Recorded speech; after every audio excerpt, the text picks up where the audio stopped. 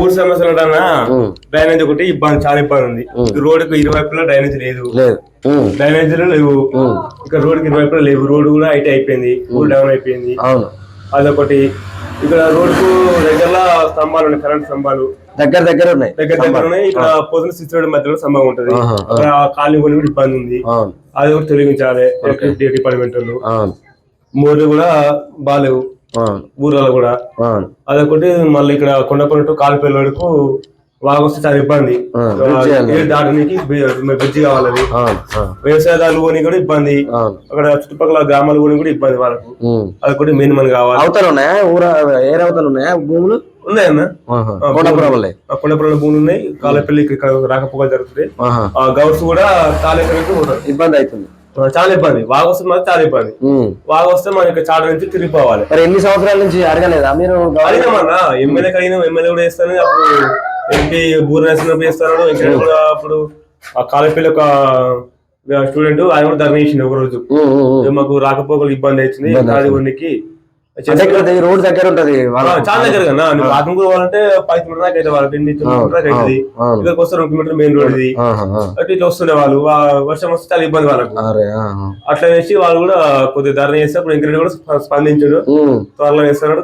Election అయిపోయింది. ఇప్పుడు వెంకటరెడ్డి కూడా మళ్ళీ గెలిచిన మంత్రి అయింది కదా, మంత్రి కలిసి రాపోయారు. మళ్ళీ ఈ కాలంలో ఇప్పుడు అంతే వాళ్ళకి 60 ఇంతనే మళ్ళీ ఎంపీ ఎలక్షన్ అయినాయి.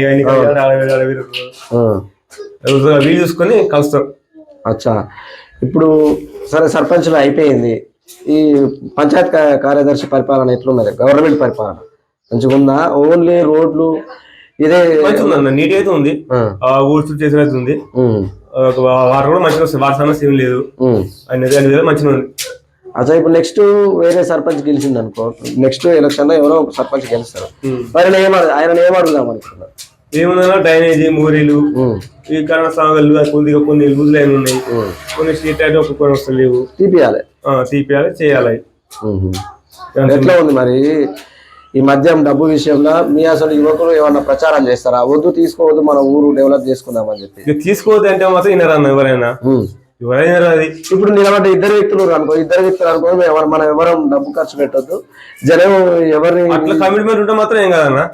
అట్లా కమిట్మెంట్ ఉంటే మాత్రం ఇబ్బంది. లీడర్ గెలుస్తాడు, కరెక్ట్ లీడర్ గెలుస్తారు. కానీ వాళ్ళకి అట్లా ఉండదు. వాళ్ళు అంటారు అనుకుంటారు కదా, వాళ్ళు డబ్బులు వస్తున్నాడు. ఇప్పుడైనా ఎవరికైనా అధికారంలో ఉండాలి. అధికారం అంటే వాళ్ళు 10 రూపాయలు సంపాదించగలుగుతాడు అంతే. ఇప్పుడు 10 రూపాయలు పెట్టుబడి పెడుతున్నా మన మీద, 10 రూపాయలు సంపాదించుకోండి ఎక్స్ట్రా అంతే. అంతే తప్ప ఇప్పుడు సేవ గివని అంతా సేవ చేసేది ఏం లేదన్న. సేవ అనేది వాళ్ళ ఆస్తులు కాపాడదు తప్ప ఏం లేదు. మరి ఎట్లా మీరే యువకులు ఇట్లా మాట్లాడితే ఎట్లా? రేపు నువ్వు కూడా చెప్పలేం, సర్పంచ్ అవుతుండొచ్చు, జరుగుతున్న పనులు అంతే ఉన్నాయి కన్నా చూసుకుంటే. ఇప్పుడు ఎవరు వేసినా, ఎంత ముందు సర్పంచ్ చేసినా అంత వాళ్ళ సాధన కొరకు చేసుకున్నారు తప్ప పెద్ద ఊరికి అంత చేసినది ఏమి ఉండదు. అంత చేసిన తప్ప పెద్ద ఏం చేయలే వాళ్ళు. సీసీ కెమెరాలు వేసిరాయి. సీసీ కెమెరా చేసలేవన్నా, చేసలేవాలి. గవర్నమెంట్ ఇచ్చిందా స్వచ్ఛత సంస్థ? అంటే అంత ముందుకు ఇక్కడ వేరే వాళ్ళు మట్టి కొట్టుకురు, అవి కొన్ని డబ్బులు గ్రామ పంచాయతీ మట్టి అంటే గవర్నమెంట్ చెర్లకెళ్ళి కొట్టుకున్నారు. చెరకలు కాకుండా వేరే దానికి కొట్టినా కూడా చెరకలు వచ్చారు. ఆయన కొన్ని ఇచ్చారు. మన 7 దగ్గర బోర్ వేసుకున్నాడు, ఆయన కొన్ని ఇచ్చాడు. అవి చేసి ఇచ్చినారు. అది 3 నెలల ముచ్చట తప్ప ఏం కాలేదు. దాన్ని పట్టించుకునే వాళ్ళు చెప్తాము. మా ప్రయత్నం ఎట్లున్నది? ప్రయత్నం మాత్రం మంచిగా ఉందన్న. మా ప్రాబ్లం ప్రభుత్వం నుంచి తీసుకొని సాల్వ్ చేస్తే మాకు హ్యాపీ ఉంటది, సంతోషంగా ఉంటది.